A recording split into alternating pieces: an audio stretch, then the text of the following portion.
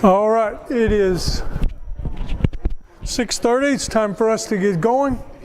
Gary's got a sheet for anybody who didn't get one last week. If you got it last week, you're fine. If you didn't get it last week, Gary's got a copy for you. So the questions we handed out last week, if you didn't get them, Gary has a copy.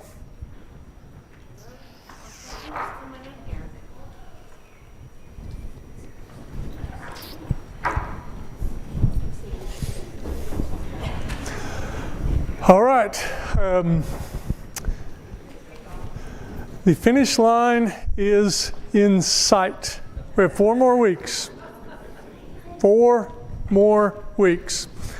So hopefully we can do 17 and 18 tonight, maybe 19, but 17 and 18, 19, 20 next week, 20 and 1 and 22 the next week, and a review the last week. So that's kind of where we're going, looking at doing a couple of chapters a week.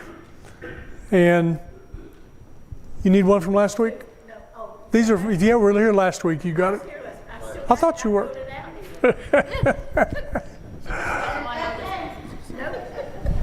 Oh, we were waiting on you. I got the dummy. Last week. I got last week. Yeah, you're good.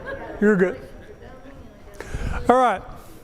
So the finish line is in sight. Or I thought there's got to be a better way of saying that for Revelation. So how about this? The end is near. So if you tell them you learned that in Revelation class, make sure you explain the context of it, okay? All right. So we are doing our little cutaway view of chapters 17 and 18.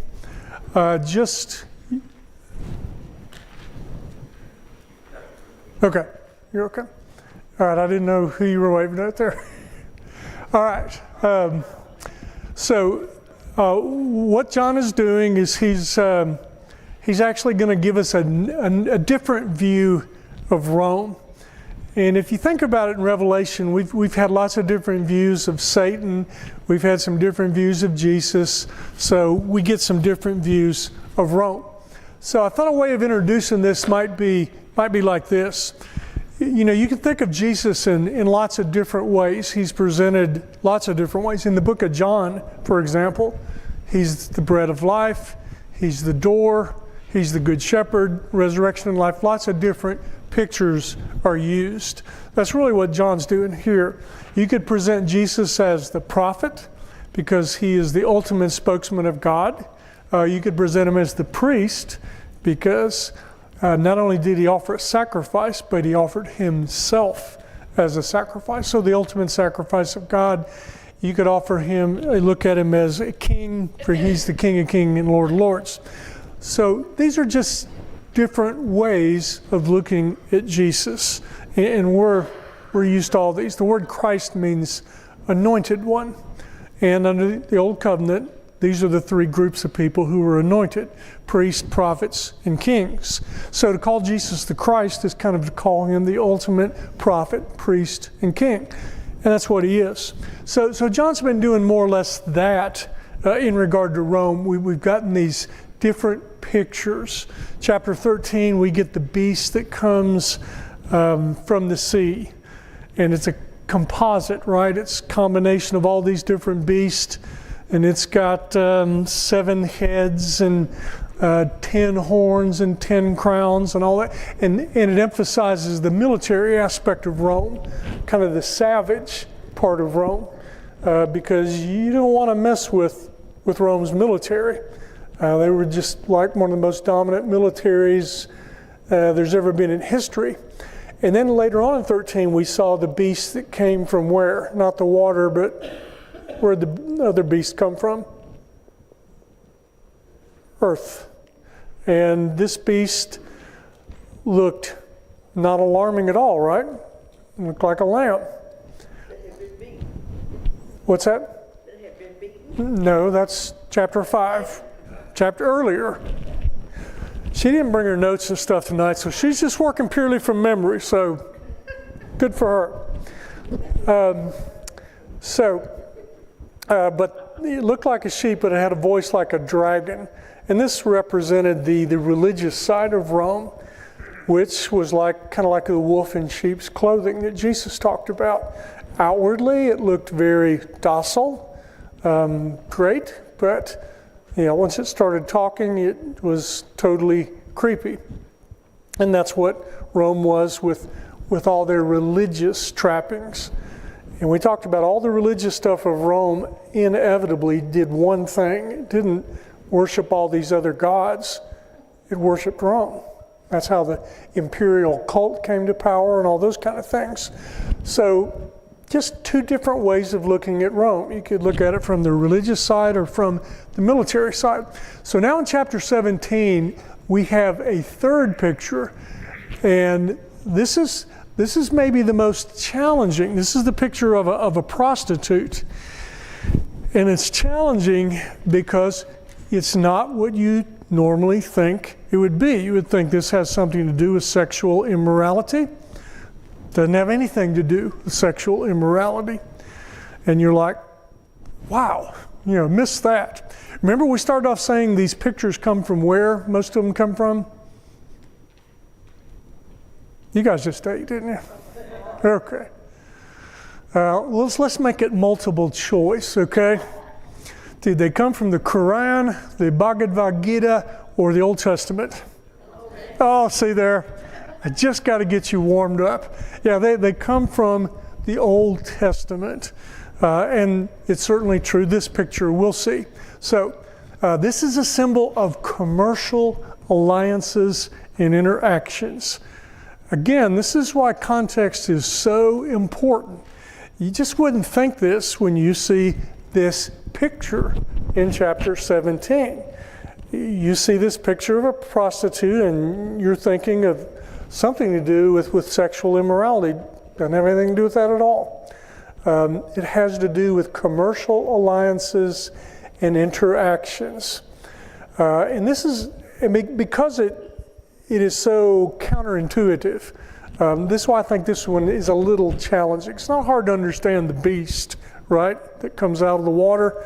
Yeah, that's a monstrous picture, and we get that real quick. The sheep with the dragon's voice, I think we can understand that too. But this one, it kind of throws us a curve a little bit.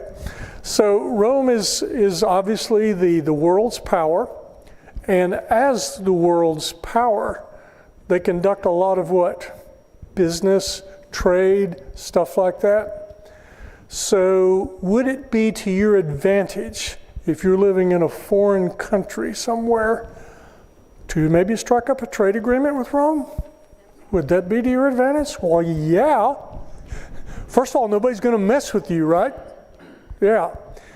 Secondly, Rome's doing well. They're kind of like the mafia. They basically control all business. So you're either in business with them or you are in business against them, right? Does that make sense?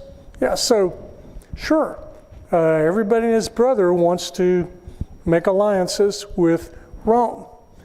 But as I've suggested, it's not really a healthy thing. It's not really an ethical thing or a moral thing. It's really just something you do for your benefit. We don't have anything like that in the 21st century today, do we? We don't ever make any dealings with people who have oil. We don't ever do anything with those folks to try to get them on our side. If you're paying attention to the news, the big bad economic power on the block is China. Yeah. Do you know how much money we owe China? Scary. Yeah, it's in the trillions. How much of the United States they're buying? What's that? And how much of the United States they're buying? No, I don't know. But anyway, but there's a lot of stuff that goes on that probably shouldn't go on, but we just kind of turn our head because economically it's to our advantage. So you're starting to see now, if you think about this, where the idea of a prostitute comes from. A prostitute is just when you're selling yourself out, right? We talk about somebody prostituting themselves. It doesn't necessarily mean sexually. It just means they sold themselves out for whatever, right? We've heard it used in that secondary kind of sense. So that's exactly what's taking place. So we're not going to look at these texts, but if you want to look at Isaiah 23 on your own, Tyre was a power in its day. They're on up the coast from Jerusalem. So they're a coastal city. They did just a ton of trade. They were obviously in a great place to do that. So God talks about them as being a prostitute because they kind of got into the same thing that Rome did. They abused their power. They corrupted people, and people corrupted themselves. Assyria and Nahum 3 is the same way. As a matter of fact, if you read Revelation 17 carefully and 18, it almost seems to me like God is getting less on Rome than he is on the other nations who are prostituting themselves by getting involved with the prostitute. You know, they're seeking through Rome what they should have been seeking through God, that kind of deal. And this is kind of something that's done in the Old Testament quite a bit, where God is saying, why are you nations supporting this, this malignant power? So Rome was seductive. The nations embraced Rome, made alliances with her, treaties. They looked to Rome rather than God for their abundance. I was just trying to find some kind of modern day thing. It's a little bit like the prosperity gospel today, where people go to a church that promises them if they follow God, their banking account's just going to go, up like that. So at some point you have to ask the question, well, what are they really following? Are they following God, or are they following, money? And clearly, here's what these nations are doing. They're following money. They're following power. They're worshiping it, regardless of whether it's right or wrong. They don't care. So that's kind of the backdrop of this chapter. So we get into 17. One of the seven angels who had the seven bowls came and said to me, "Come, I will show you the" what? Punishment. It's not written on my face, it's in the text. "I will show you the punishment." So see, we've already emptied all the bowls, right? Chapter 16 was the last of the bowls of wrath. So there's nothing that hasn't been decided. It's all been decided, it's all been executed. So in this cutaway, John wants to show us not just another side of Rome. I want to show you the punishment that is going to come to the great prostitutes who sits by the waters. If you jump down to 18, it says, "The woman you saw is the great city that rules over the kings of the earth." So, yeah, this is Rome.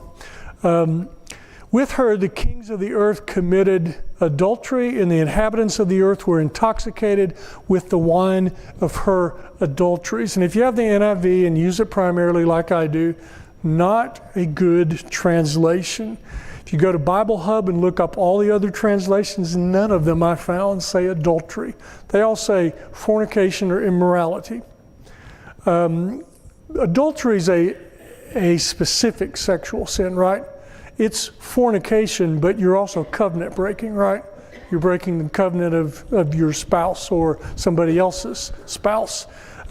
That's not what's going on here. It's a bad word to use because it throws something into this that isn't necessary. It's not needed. The nations aren't committing adultery, but they're definitely prostituting themselves. There's no doubt about that. So it would have been better if the NIV would have just done what everybody else did and put immoralities or fornications. The angel carried me away in the spirit. There I saw a woman, here's our woman, sitting on a scarlet beast that was covered with blasphemous names. These would be the names of the Roman emperors who all were deified, when they died. Having 7 heads and 10 horns, the woman was dressed in purple. Now I think here we are, the woman was dressed in purple and scarlet. And what are those, purple and scarlet? Expensive material, right? I mean, kind of royalty. Lydia, what did Lydia sell? Purple, right? So high-end stuff. So she's dressed in all that and was glittering with gold, precious stones, and pearls. She held a golden cup in her hand filled with abominable things and the filth of her, I'm just going to say immoralities, because that's the better word. So we've got something that's pretty common in Revelation. We've got appearance, we've got reality. This appearance, maybe you could mistake her, maybe, for somebody who's, just royalty or, something like that. But if you look an inch below the surface, you're going to see, she's not that at all. The name written on her forehead was a mystery, Babylon, the great mother of prostitutes. She's the mother of prostitutes because all who engage with her in these commercial alliances that support ultimately wicked things, they're just prostituting themselves and of the abominations of the earth. I saw that the woman was drunk with the blood of God's holy people and the blood of those who bore testimony to Jesus. So now we get the connection in case you couldn't make it. All this stuff isn't done in a vacuum. Who we buy and sell and trade with, it does matter. And look, I don't want to reduce us down to people who, can't do business with anybody because we have to know every absolute aspect. Obviously, that's not going to work, but big major stuff that we know, we need to think about. The woman was drunk with the blood of God's people. So all this money was supporting who? Ultimately, Rome, and the progression of Rome and their persecution against the church. So this kind of goes back to that thing we saw that when the bowls were emptied, where were they emptied? Everywhere, right? Land, air, sea, sky, everywhere. So nobody gets away with anything. Nobody's got an excuse. Wherever there's evil or support for the Rome, it was going to be punished. All right. And I saw the woman, we did that verse 6. When I saw her, I was greatly astonished. The angel said to me, why are you astonished? I will explain to you the mystery of the woman and of the beast she rides, which has the 7 heads and 10 horns. The beast which you saw once was, now is not, and yet will come out of the abyss and go to its destruction. So it once was in the days of what emperor? When were the disciples persecuted previously?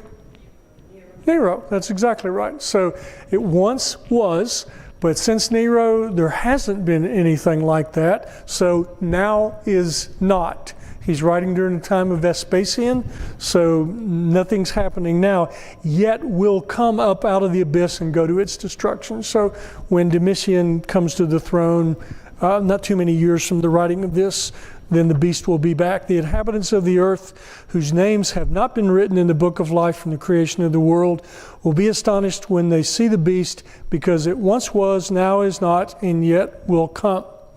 Verse 9, this calls for a mind with wisdom. Like the biggest understatement in the Bible, right? Yes, the 7 heads are 7 hills on which the woman sits. There are also 7 kings, 5 have fallen. One is, that is Vespasian. The other is not yet come, that's Titus. When he does come, he must reign for how long? Only a little while. I think he reigned, would we say 2 years, something like that? The beast who once was, now is not, is an 8th king. He belongs to the 7, is going to his destruction. So we've covered all that. We know all that. Here's something new, though, in verse 12 we really haven't talked about, although it's been present in some of the other chapters. The 10 horns you saw are 10 kings who have not yet received a kingdom, but who for 1 hour will receive authority as kings along with the beast. They're not exactly the beast. They're kind of working in conjunction with the beast. They have one purpose and will give their power and authority to the beast. They will wage war against the Lamb, but the Lamb will triumph over them because he is Lord of lords and King of kings, and with him will be his called, chosen, and faithful followers. So let's spend just a moment and talk about the 10 kings. Is there anybody by this stage of Revelation who thinks we really ought to look for 10 literal kings? You know better, right? 10 is just a completeness number. So there's a group of kings. I think you've kind of already seen these are secondary kind of kings, or what they're a lot of times called in history books are client kings. Client kings would be sub-kings like Herod. Yeah, he's a good example. They involve treaties and alliances. So Herod is a king, right? King Herod. But who's his boss? Rome, right? So he's a sub-king. He's a king, but he's not really the king. And so he's just concerned about what Rome is concerned about, and he's taking care of, Judea for Rome. And that's all he does. But he's not even really the client king that they're talking about here. These kings would be even further away from Rome. They would be like the kings who would be in Asia. And remember, we've already talked about how far Asia was from Rome. And this was the thing that happened to Rome. Their empire became so vast, it became so large, that it was just a real problem to keep everything going, to keep a sense of unity. So what they would do is they would defeat a king, or a king would surrender, and they would allow that king to, remain in power. They'd have to swear allegiance to Rome, of course. But the reasoning was pretty simple. They knew the territory, they knew the people. As long as they reported to Rome and were in submission to Rome, they were probably the best king around. So that sounds like a pretty good idea, and it worked okay for a little while. But you can also see the inherent weakness of that, right? These people were natives of the people they were ruling. So they had reason, if they felt they could ever break away from Rome, to do just that. So that's one of the things that ultimately led to Rome's downfall, these kings. They would end up being part of the reason for Rome's fall. There's been several books written about Rome's fall. The gentleman wrote the most famous one, Edward Gibbons. You've heard the fall of Rome. And that's one of the things he talks about, but we can go one better than that. Here's the fall of Rome predicted by Daniel. Daniel 2, we've got this statue, and the toes were made of what? They were mixed, weren't they? Partly iron, partly clay. So this kingdom will be partly strong and partly brittle. And what's going to be the source of their brittleness? Well, they've got this mixture. It's not solid, it doesn't have integrity. You're trying to bring these two things together. So you've got Rome ruling, and then you've got all these client kings who aren't of Rome ruling. And just as you saw the iron mixed with baked clay, so the people will be a mixture and will not remain united any more than iron mixes with clay. So there it is. Daniel spells it out even before the kingdom's begun. He tells you what the fall of it is going to be. So it's not a big surprise then that we kind of see this reiterated here in chapter 17. And as we get to this idea of Rome falling, because we're talking about the woman's punishment, remember, that's how this chapter started. The angel told me the waters you saw where the prostitute sits are peoples, multitudes, nations, and languages. The beast and the 10 horns you saw will what? Hate the prostitute. Now that's not initially, but over the course of time, they'll begin to hate. Maybe Rome will levy taxes or raise taxes, or, it can be any of a dozen things. But here's the way it's going to turn out. There's going to be internal problems. They will bring her to ruin, leave her naked. They will eat her flesh and burn her with fire. For God has put it into their hearts to accomplish his purpose by agreeing to hand over to the beast their royal authority until God's words are fulfilled. So, who's got his hand in all this? God does.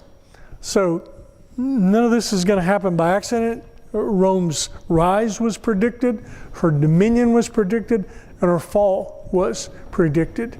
So, if you're reading this in Revelation, this is really before everything is really picked up with Domitian. This is nice to know. This is going to have a beginning, middle, and an end. And we're already told that before this thing gets going. All right, so that's a terrible thing to happen to this woman, and that this beast turns on her. But that's kind of what happens when internal problems break out. The United States has had a lot of that recently. We had a civil war 150 years ago or so. Those are bad things, aren't they? They really test a nation. All right, so I think we covered all that. So this kind of goes back to what Jesus said. A kingdom divided against itself cannot stand. That's true of Israel when they divided into southern and northern kingdom. It's going to be true of Rome, even though they'll really never divide. I guess they ended up with Constantinople as a capital as well as Rome, but still, same thing's going to be true for Rome. All right, we are ready to move into chapter 18, and the good news is chapter 18 is just continuing what we've been talking about. The only thing we're really doing is we're shifting perspective, and where we're shifting perspective is more now to the merchants, the traders, and all these people who made these economic alliances with Rome. We're going to kind of see how they took this fall of Rome. So, Rome is referred to in this chapter as Babylon. We touched on Babylon in the last chapter, but again, here's another way of thinking about Rome. What can you tell me about Babylon? What's that? Okay, this Nebuchadnezzar is back in Daniel 2. Yeah, they were big, they were bad. And what's that? They had a large kingdom too. They had a huge kingdom. And God was in control the whole time. And eventually, they fell. So a couple of things to think about. It's used 5 times in Revelation. Both were used by God to punish Jerusalem. That's kind of interesting. 586, Jerusalem falls to Nebuchadnezzar. AD 70, Rome is besieged by the Romans. And in both cases, God was punishing the people of Jerusalem and had warned them about this quite a bit. Probably more to our point, though, both were dominant commercial powers. They ruled over the world of their time. Both influenced the nations of the world, unfortunately not for good, but for evil. So there's just a few things, and it may help us to understand why he shifts into Babylon here in chapter 18. All right, let's see. All right, so 1 through 3, we get this message, which, again, we're just shifting from Rome to Babylon, but the message is Babylon has fallen, because that's all that we're getting now, is that It's being punished. It's fallen. Fallen is Babylon the Great. She's become a dwelling for demons, a haunt for every impure spirit, haunt for every unclean bird, a haunt for unclean and detestable animal. For all the nations have drunk the maddening wine, again, probably of her immoralities would be better. The kings of the earth committed immorality with her. The merchants of the earth grew rich from her excessive luxuries. All right, so no big surprise there. Then we've got kind of a word to God's people. I heard another voice from heaven say, "Come out of her, my people, so that you will not share her sins, so that you will not receive any of her plagues, for her sins are piled up to heaven, and God has remembered her crimes." I think it's kind of good to kind of press pause at this point and think about what he's saying here, because I don't think he's talking to too many disciples who, are worshiping at the temple of the imperial cult. I don't think in the context that's what he's telling them to get out of. What would the context suggest? What's our context? What kind of evil are we talking about? We're talking about idol worship, better things the Babylonians were doing. Okay. But especially in our context, we're talking about commercial alliances, things like that. Do you think any Christians were ever affected by this? Do you think there were guilds and trades and things like this that, look, you can get in them and you can make some money, but you have to meet certain standards. You have to swear your allegiance to the emperor, things like that. You think that's not tempting? And I guess the point I want to make is, it's real easy, or it's easy to grasp the idea that when Rome is running around setting people on fire like Nero did, offering them up at the games, and we get that. We see how that's persecution, right? And it is.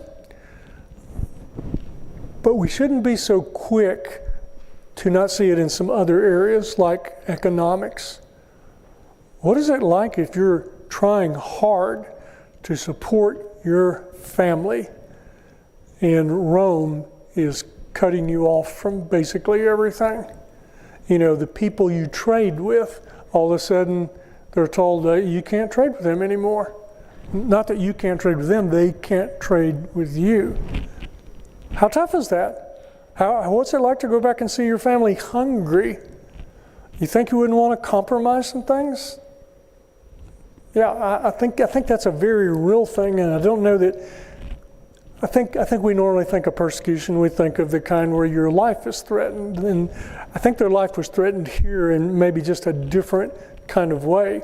But I think this is the kind of thing in this context he's talking to them about. This is not just the general, hey, stay away from Rome, they're mean, bad people.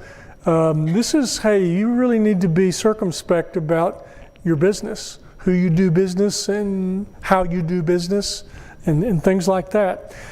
And again, I'm not suggesting we have to micromanage where every dime goes or stuff like that. But we need to have our eyes open. Sometimes, it's clear that some businesses are better than others. You'll want to support them, and some maybe are very questionable and things like that. So, yeah, there's nothing wrong with being circumspect about things like that. And I think that's exactly the kind of thing he's talking to them about. Go back, give back to her as she's given, pay her back double for what she's done, pour her a double portion from her own cup, give her as much torment and grief as the glory and luxury she gave herself. In her heart she boasts, I sit enthroned as a queen, I am not a widow, I will never mourn. And therefore one day her plagues will overtake her, death, mourning, and famine. She will be consumed by fire, for mighty is the Lord God who judges her. So, yeah, it's here. He wants them to know that. Verse 9. Now we get to the people who are in these economic alliances. So what happens when the kings of the earth see Rome falling? What do? They mourn. Today, they would pick up their phone and call their broker, right? Yeah, well, we got to do something with our Rome stock quick, because the party's over. And kind of all the carelessness we did and, our decision to put 100% of everything we had in with Rome come back to get us. Kind of like, bless their heart, all the good people who got involved in the crypto thing. You remember that? From Matt Damon's famous commercial about the future belongs to the bold. Yeah, I bet if Matt did that again today, he might say, correction, the future belongs to the discerning. That would be the better commercial, right? Hopefully he didn't get paid in crypto. But anyway, so this is the kind of thing that has come upon them. They weren't discerning. This was just easy money, that kind of thing, and it ended up burning them. Our son is a certified financial planner. His purview that he likes to do is basically help people wherever they are to set up a retirement. That's his thing. He's very conservative in his investments, and when somebody comes to him, the first thing he says is, listen, I just want you to know, I believe, in conservative investments. I'm not one of these guys that likes to pull your money out, put it back in, buy this, buy that, sell this. I said, if you want that kind of person, I've got some people I can recommend you to. But that's not what I'm going to do. I'm just staying the course, basically, with tried and true kind of things. And of course, for most people who are planning for retirement, that's what you really want, right? Slow growth is fine. You don't need the money now. You just want it to grow at a nice pace. But there's always people that would like it tomorrow, And he says, there's a few people who will go, well, hey, thanks, I'll look into this other person. And look, if that's their thing, that's their thing. But along with that goes that, the less discernment you show, the more risk you take, right? Maybe more reward, but there's a reason there's more risk, right? So here's some people that got into a very high reward kind of thing. But if they'd have thought it through, they would have realized it's also a very high risk, wasn't it? So this is what happens. Their high reward has turned into a terrible risk, and they're mourning. Because no one buys their cargoes anymore. Cargoes of gold, verse 12, silver, precious stones, pearls, fine linen, etc., etc., etc. We've got 2 verses of things. They're all gone. They will say the fruit you long for is gone. All your luxury and splendor have vanished, never to be recovered. The merchants who sold these things and gained their wealth from them, I'm in verse 15, from her will stand far off. And what are they? Terrified at her torment. And it's not because they're just naturally empathic people who are sorry this has happened. Rome's torment is their torment, right? Yeah, this is us. So this is just kind of, you will reap what you sow. Woe, woe to the great city, dressed in fine linen, purple and scarlet, glittering with gold, precious stones, and pearls. In 1 hour, obviously not literal, such great wealth has been brought to ruin.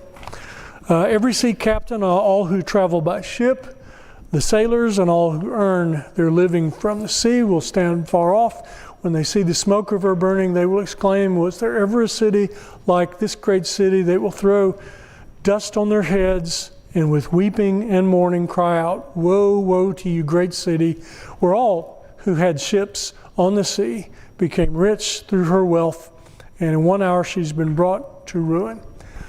So, there's the reality. And like I said, it just seems like when you read through this, especially in 18, this is less about Rome and more about the people who threw in with her for some really poor reasons. You know, the people who thought their abundance would come from Rome rather than God. So there's their lament. Then in verse 20 we have this shift, though. What happens in verse 20? There's rejoicing. So right away that catches you because we've changed here for a second. And what's the rejoicing about? Yeah, God has judged her. You know, the wrong is being righted. One of my favorite shows on TV is Law and Order. If they got a 12-step program for it, I need to be there. But I like it for a simple reason, because about 90% of the time you watch that show, you see the crime, you see the police do their detective work and search out and find the person who did it. You see them go through the legal system. And like I said, about 90% of the time, they get what they're supposed to get. And look, nobody's being a hater here or anything like that. That's just the way the world's supposed to work. If you choose to do wrong, then, you should be punished. That's the way it works. And we're not being merciful if we don't let that take its course, right? I mean, you don't have to be hateful about, God can forgive anybody in the world for anything. That doesn't set aside the consequences of what you did, right? We all understand that. The thief, or the insurrectionist, really, he wasn't a thief, that gets crucified with Jesus, and Jesus promises him he will be in paradise with him that day. He didn't take him off the cross, though, did he? No, he allowed him to die because he deserved that. That's the consequence of his crimes. So there's nothing wrong with that. Now, we don't want to be self-righteous or anything like that. That is wrong. But there's nothing wrong with wanting to see justice done. As a matter of fact, that's what makes our world work. And when people don't see justice done, that's when problems start, isn't it? So this is a good, healthy thing. It's injected in here. Rejoice, you heavens, you people of God, apostles, prophets, for God has judged her with the judgment she imposed on you. So this goes back to, chapter 6, when they're under the throne, the martyrs, and they're saying, God, how long will it be until, judgment comes? Here's the answer. It's coming. And, justice will be done. All right, so we got one more huge picture. Then a mighty angel picked up a boulder the size of a large millstone and threw it into the sea and said, with such violence, the great city of Babylon will be thrown down, never to be found again. The music of harpists, musicians, pipers, trumpeters will never be heard in you again. No worker of any trade will ever be found in you again. The sound of a millstone will never be heard in you again. The light of a lamp will never shine in you again. The voice of the bridegroom and bride will never be heard in you again. Your merchants were the world's most important people. By your magic spell, all the nations were led astray. Wasn't really any magic in it, was it? It was just simple greed. But Rome charmed its way, if you want to think about that. They seduced people. They induced them with the promise of money and power and all these things. In her was found the blood of prophets and of God's holy people, of all who have been slaughtered on the earth. So really is true, what goes around comes around. Back to Rome. All right, quick preview then of what we need to do next week. We've got your reading. Just ignore all this. There we go.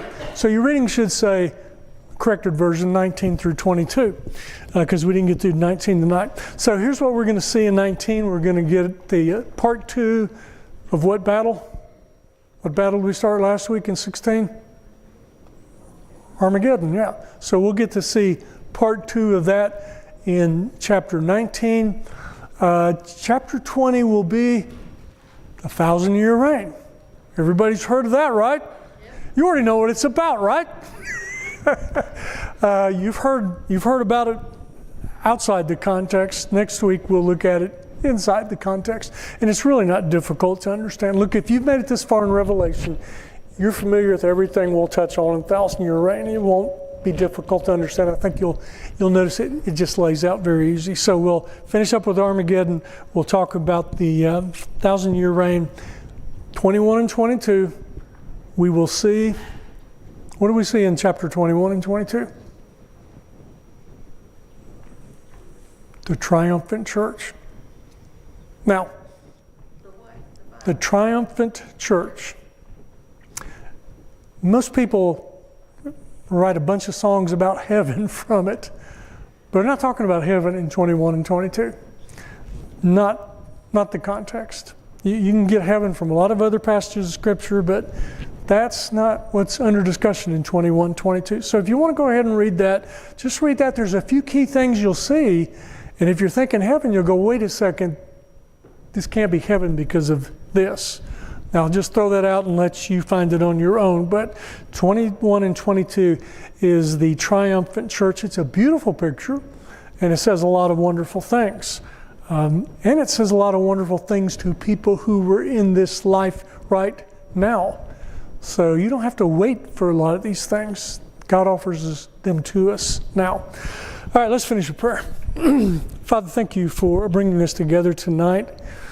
We thank you for this word. It certainly challenges us, but Father, you're helping us to come within understanding. Distance, the part we do understand, is so glorious and so encouraging and so powerful. And Father, thank you for this. Thank you for our first century family. Thank you for what they went through. And what we see was their outcome. That's what we want for ourselves, but we also want it for other people, Father, who don't know you. Help us to live it in a way that they'll want to know about it, and to talk about it in a way they'll want to hear about it. We ask it all in the name of your Son, Jesus. Amen. If you want to grab a sheet on your way out, up here, the bigger pile, those are the questions for next week, so you just take that with you and kind of